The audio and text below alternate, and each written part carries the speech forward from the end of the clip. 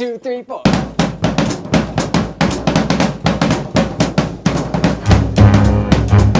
Victory song! The victory song! What? We want to talk with you about something. I'm all ears. We want to form a swing band. Really? A big band. You gotta have a dream, or you won't go very far. A fantasy that dreams to reach a reachable star. It's been authorized. Who approved it? I authorized it. Without the school board's approval. I don't need the school board's approval. I'm the principal of Castle High, and I approve the band. Where you've never gone before. Your imagination where you've never gone before.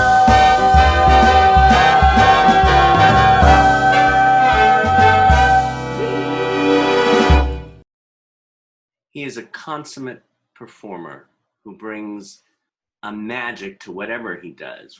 He has such a loving heart.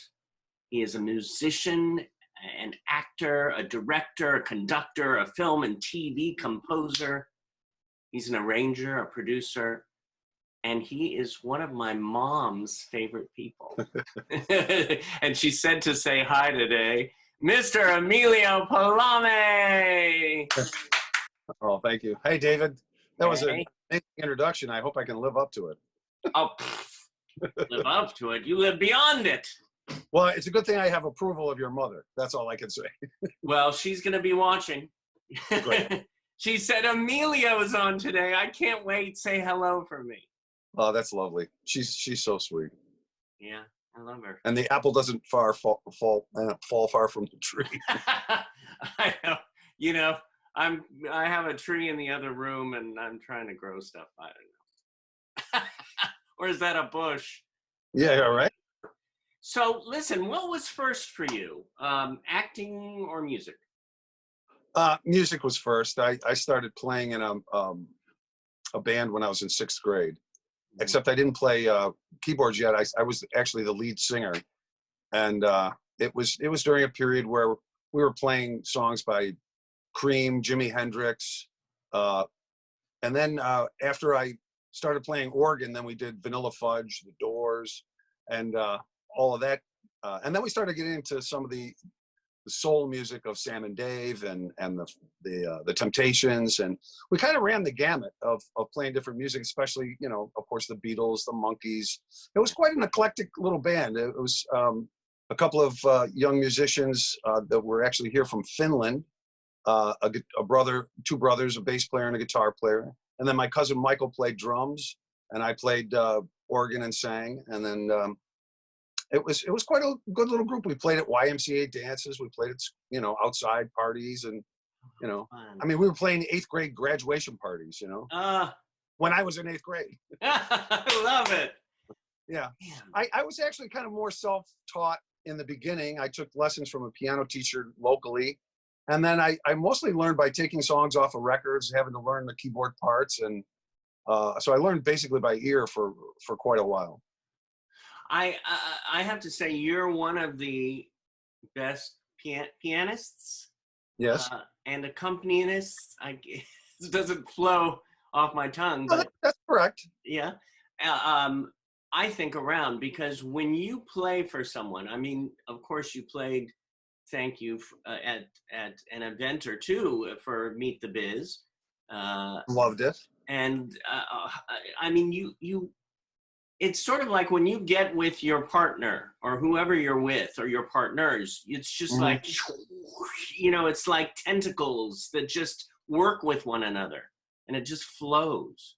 Well, that's really kind of you to say that. You know, I think it comes from a person's basic personality. If you're empathetic, if you're compassionate, if you really try to feel what the other person is doing. I learned that in the beginning, accompanying different singers, but when I worked with Miss Peggy Lee, it became glaringly apparent that I had to be with every little move that she made. And that was the reason why I worked with her for 11 years, because she actually loved my sensitivity and my awareness of what she wanted the pianist to play. I didn't play for myself.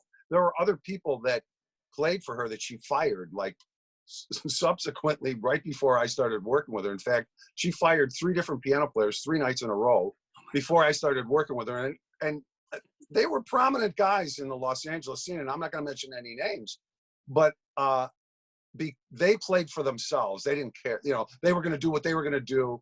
And it was, you know, like she could be there and they would be here. And there wasn't this, I mean, she said, look, just pretend like you're my husband and you love me.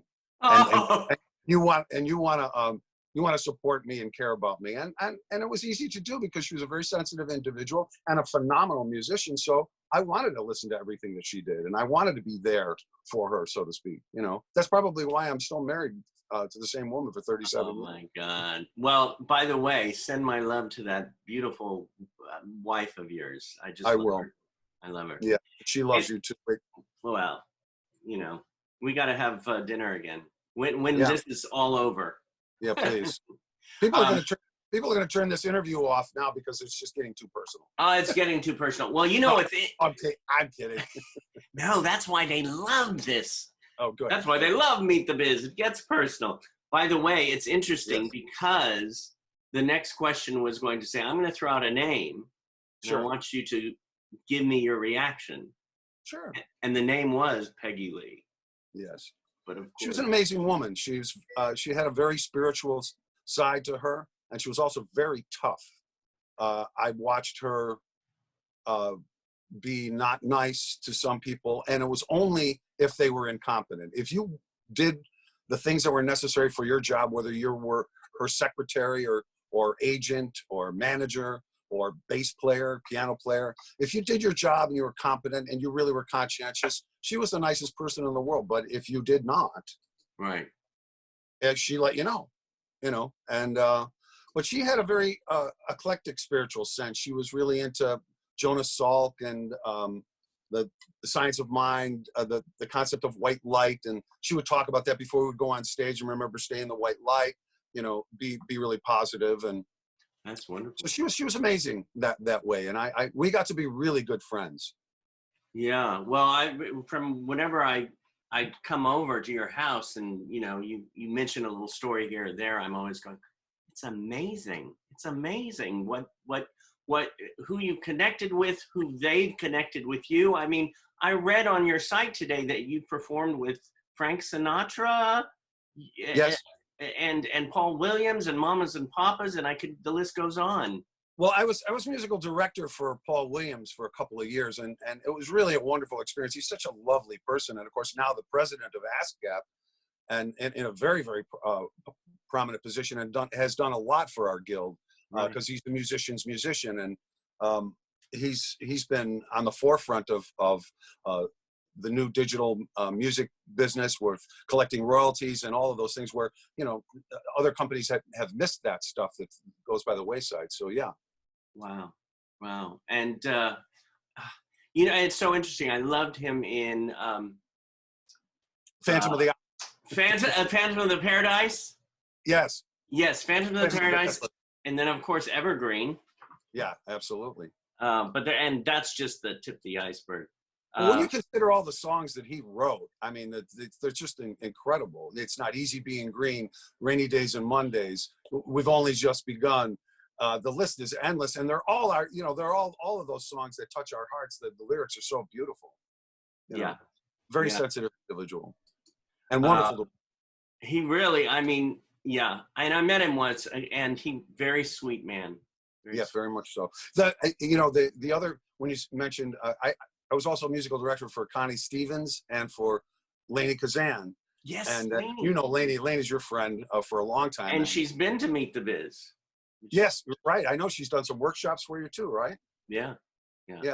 Speaking of workshops, David, I want to take this opportunity before we go any further because, a lot of times the interviews become about the person you're interviewing, but I'd like to let some people know about you because I studied with you, with your Meet the Biz group, and with many of our differently abled actors that we work with, and I have to say that I learned a great deal from you because of your level of patience and kindness and understanding with those people, and some of them were in some instances kind of difficult because they were dealing with their own physical and mental problems that they were dealing with. And you never flinched. You always were the giving one. And I remember Ellen and I used to joke because they have that saying, what would Jesus do? Well, we used to say, what would David do? Oh my God.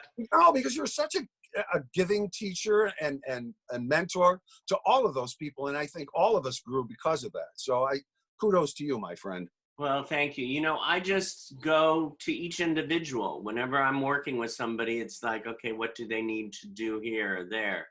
And we had a class one day at Meet the Biz, and we had a mix of all different types of people. And it was interesting. There was one guy who, quote, didn't have a disability, and he was more blocked than anybody else in the class. Well, that was what was so inspiring in working with the people who were differentially abled. And I mean, it was their sensitivity and their awareness and their willingness to fight through whatever they were dealing with in their own personal health issues to just get to the root. And I know exactly what you're saying. Yeah, and use it within their work, which was so great. Yeah. Now, one thing that I loved is it was several years back. I saw you in your one-person show that you wrote and put together, and it was amazing. It was a stunning evening. Well, you're very kind. Thank you. I enjoyed putting that together, and it's interesting talking about health issues. I wrote most of the script to that when I was recovering from cancer surgery, when I had kidney cancer. So there's a lot wrapped up into the emotions of going back in time, as I was telling you, talking about when I was in 6th grade and going through high school and playing in the different bands, and then eventually going to music school, getting my degree in music, working with the Fredonia Jazz Ensemble. And that kind of brings me to where we are right now with this project that I'm producing and directing called The Nights of Swing, because it's all of that background of my musical life, especially my big band days in college and my own big band after college. Yeah. Well, that project, I saw the screening of it. Of course, I was lucky to see it at your place and then see it on the big screen several months later when it was like, and it's amazing.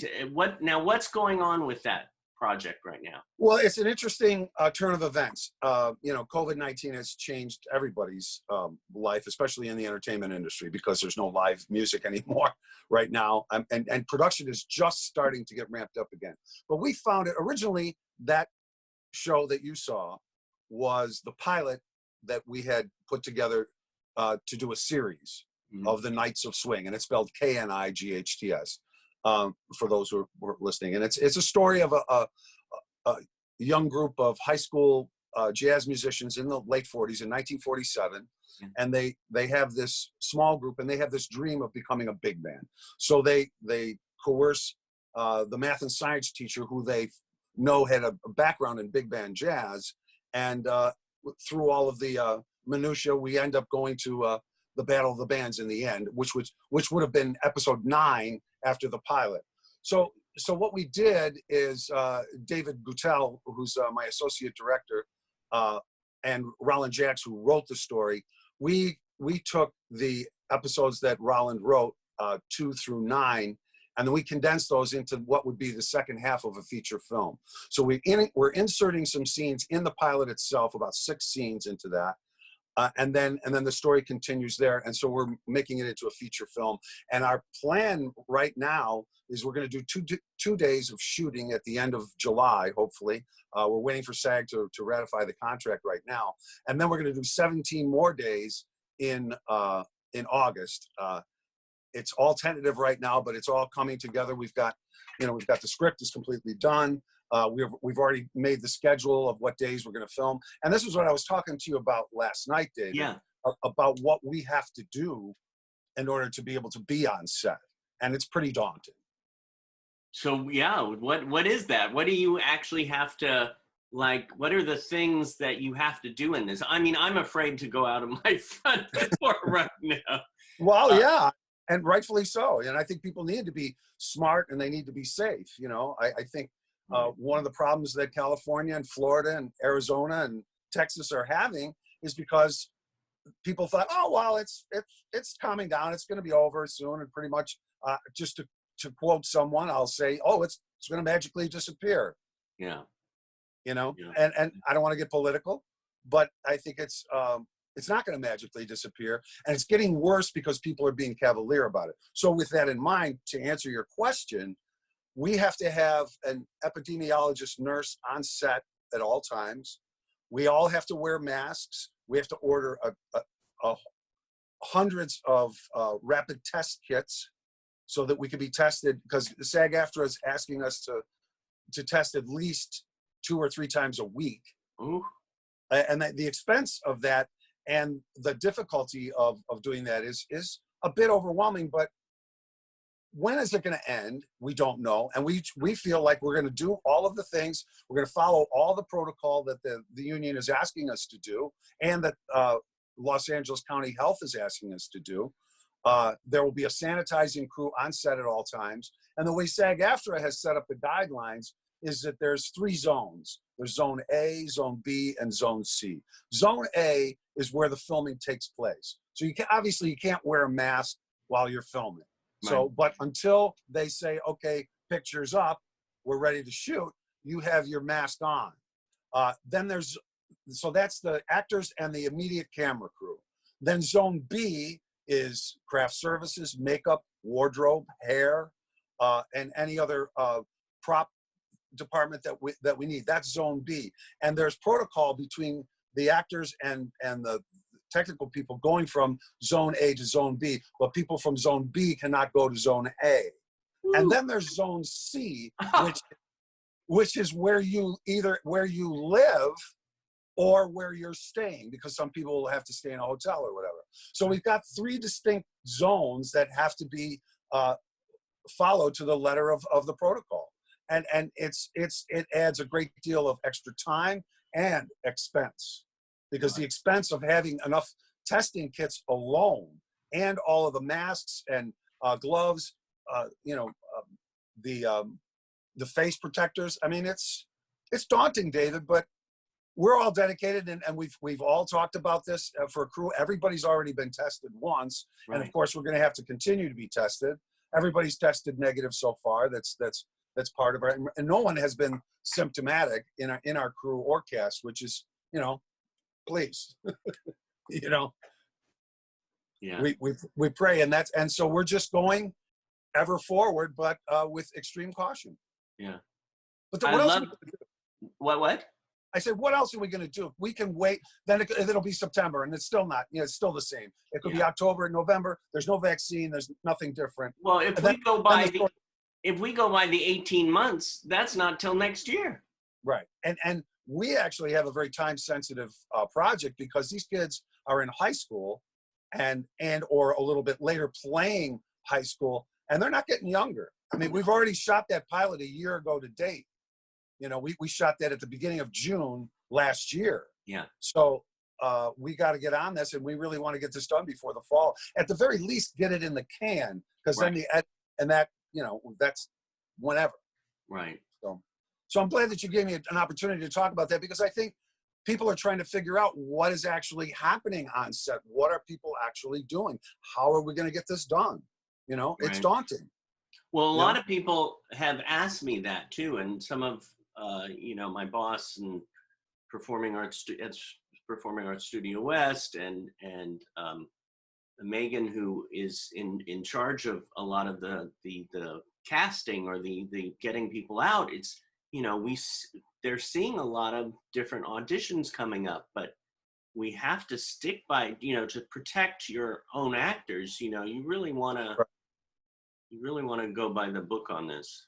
Absolutely. Well, this is interesting, this Zoom thing, because we've already started doing rehearsals via Zoom. And we have 4 actors on screen. And the interesting thing about this is that it almost becomes an added tool for rehearsing, because when you're in a physical space, you're distracted by the physicality, the space between you, or whatever that is, because it's not a play. It's a movie. Right. And so seeing everybody rehearse their parts on screen actually is an added help, because you're only reacting to what you're seeing on the screen. Now, guaranteed, it's not the same angle that you would shoot at. It's not the same video quality, but it gives you a sense of how this actor's work is coming across on screen, because we are an on-screen medium. We're a technical medium. You know, that's the difference between doing a play and doing television and film. You know, the play is audience interaction. The physicality is different. On television and in films, it's all right here. Mm-hmm. You know, if I'm right here and we're talking about something, you're getting a sense of how big my nose is right now. It's a tie. Yeah. Jewish, Italian, whatever it takes. Hey, we're both from planet Earth. There you go. Thank you. That I know of. Yes. Well, apparently that can be debated. Yeah.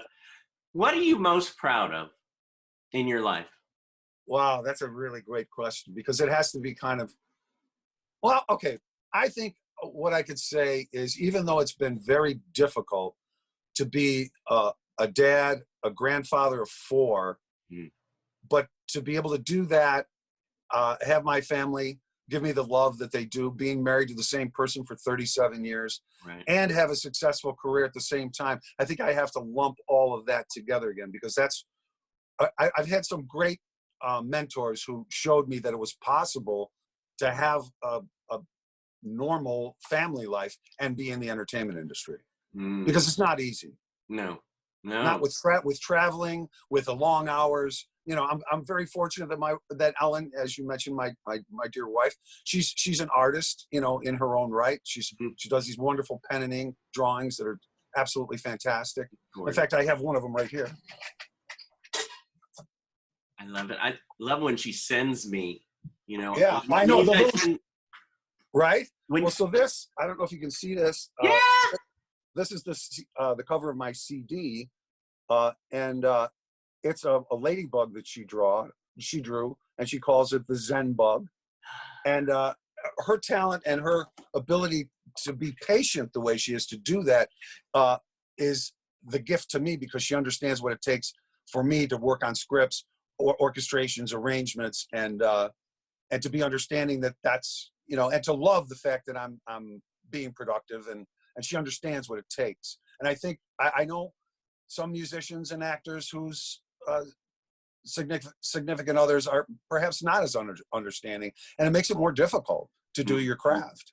You know, when someone's saying, "What about me? What about me?" You know, it seems like you have a good balance, the two of you. Yes. You love to see each other succeed. It's wonderful, and you know, during this COVID-19 lockdown, so to speak, or at least the precautions that we're taking, my daughter, and my daughter's a single mom, and she has a 4-year-old, and because we have a swing set out front, and we have a gated area, she's been coming over every single day since the lockdown started with her daughter, and either they come and they go swimming, or she goes on the swings, or we run around the yard. And I've been getting exercise. I get a chance to spend time with my amazing granddaughter, Evergreen. That's her name. We call her Evergreen. Evie. Yeah. Mm-hmm. Yeah, I love that. And she's so precious. She's such a special little girl. She's like a little comedian. She How has old is she? She's 4. She just turned 4 on my daughter's birthday. She was born on my daughter's birthday. And like me, I was born on my dad's birthday. So we got a little thing. That is like magic, that you both have that connection. Yeah.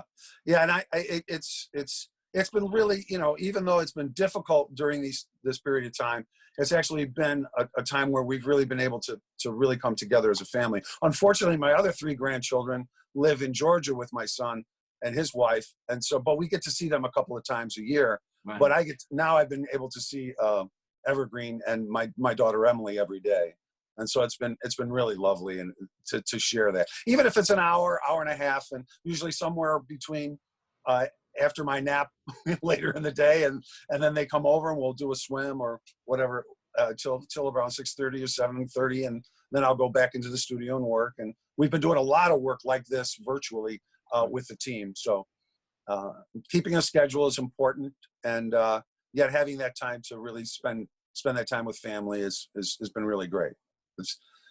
You have to source, David, as an actor and as a musician, you have to source your real life. You can't just be all in your craft. What we draw on as actors and as musicians from the world that we live in, the observations of being with people and sharing relationships is what informs our work. And so the more involved we are with family and with friends and in relationships like that, I think the more genuine and the more grounded our work is. Stunning. I could go on about you because you've done so much work in the music industry and the acting industry, and I just want to throw out a few things. Sure. You worked on music with Cheers and Frasier and Friends, correct? Friends, we only did a couple of shows. Our work with Cheers and Frasier, the work with Frasier and Cheers was really fun because we had a band that played on the set for 11 years for Cheers and 11 years for Frasier. So almost every Tuesday night for those 22 years, we had a band. And what we would do is the audience would come in, the warm-up guy would tell a few jokes, and then we would play songs in between the set changes, and we played a whole concert. It was kind of like a David Letterman band where we would play pop and rock tunes, but instrumentally for the audience. And we got to be on the show a couple of times, and of course we got to hang with all the actors, which was so much fun. Oh.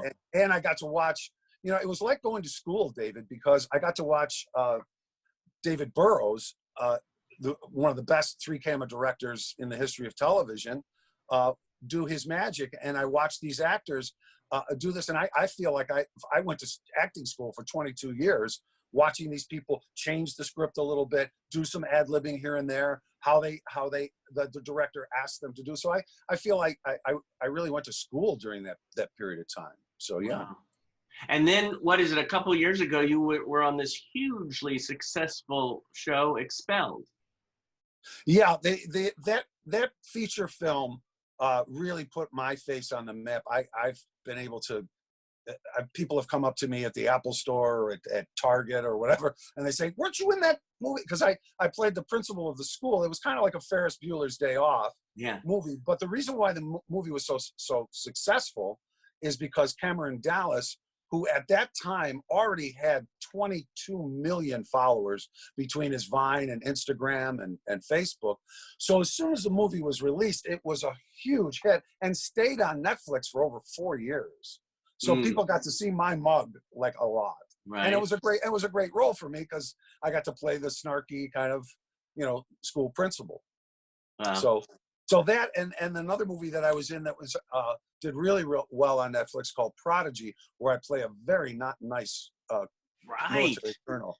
So, and that's actually how I met Richard Neal, who's the one of the stars of The Knights of Swing. He was the lead actor in that. He plays the psychiatrist, a fantastic actor. And we struck up a friendship. And then when The Knights of Swing came around, I thought of him immediately because he has such a great ability to really portray a character in a very grounded and real way, and he's a great guy too. And he's one of these kind of guys, David, that is kind of like an entertainment industry encyclopedia. Like he knows who directed all the movies from the 30s on. He knows who did the music scores. He knows who the actors are and what studios they were in. And it's such a great resource because he'll say, "Oh yeah, like in Capra's film, The Best Years of Our Life." When they talk, they use phrases like "holy smokes" and "holy moly" and "yes indeedy." So like we made sure that we used that those types of colloquial phrases in our script, and he's one of the associate producers on the project, and he's added a great deal because of his knowledge of the era and just his sense of filmmaking. So it's been great, Well, it is interesting again how it's brought up over time and again. You connect with people and then you build that relationship and you work with them over and over again. Hopefully, it's true. Yeah, no, it's true. But it seems like that. I mean, in most people's cases. Listen, whenever we get out of this quarantine life that we're in and we can all go back to school, I would love you to come and see us all at Performing Arts Studio West in the live. Yeah. And maybe we'll even show your movie one day, and then have you and some of the cast come or something. Oh, that would be fantastic. And I'm sure the cast would love that. Which reminds me, Yeah. I have to thank you for a very special actress that is in our cast, Abigail McKee, who you introduced me to, because I remember I called you, because in the movie, she is portraying a young girl, a young woman who has polio. So she walks with a limp. Mhm. And because of the work that I did with you, I promised myself if there was someone who was going to be differently abled in the cast, that I would get someone who was. And so you had recommended Abigail, and she actually in real life has CP. And so that just that little bit of her understanding of what it takes to live through that. Yeah. She was, people fell in love with her, and we ended up writing a whole bunch more story for her. Good. Because everyone fell, and it's interesting because she falls in love with the older brother of our main character, who has come back from the war. And if in modern terms you would say he had PTSD, but back then they called it shell shock. So he was not a nice person. And what's interesting is that because of her brokenness in her life and his brokenness in his life, their brokenness helps each other to become whole. And it's a wonderful, wonderful, really I mean, this movie is such a feel-good story. And the way we've taken what Mr. Roland Jackson, I'd like to mention him a little bit, because he's the man who wrote the story and wrote all the music, and is the executive producer of the project. And it's somewhat autobiographical of him. It's kind of the lead character of the movie's kind of story of, he was in a band called the Knights of Swing in the 40s. And you know, so he's 86 years old, by the way. Oh, how wonderful.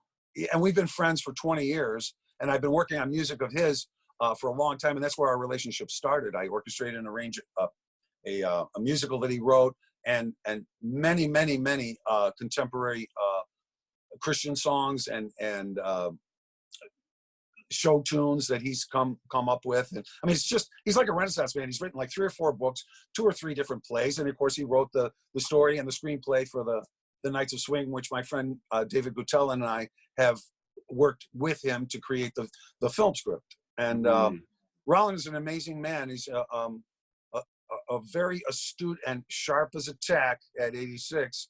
Just talked to him last night, and we were laughing and talking about how we've shaped different parts of the narrative. And it was interesting because he wrote the pilot, and we kind of collaborated on the script for that. But then he wrote episodes 2 through 9. So it's like about 300 and some minutes worth of story that we had to condense down to about an hour. So we took the most interesting and the most soluble plot lines of the story. Yeah. And when we told him, he said, look, Roland, let us do this first, and then we'll collaborate with you, because I know how it's going to go. You're going to say, well, do you have to take that out? Why do you have to take that out? What? No, really? You're going to take that out? You know? So, and what he said to me, you're going to love this. This is a great analogy. Yeah. He said, Emilio, what if you wrote a piece of music that was 20 minutes long, and the production company said, you have to cut it down to 10 minutes, but we're going to edit it for you. Oh, I know. And I went, I think that would be tough. He goes, I just want to let you know that that's how I feel, but go ahead, because I know I won't be able to do it like you guys will be able to do it. And he loved what we did, fortunately. oh, yeah.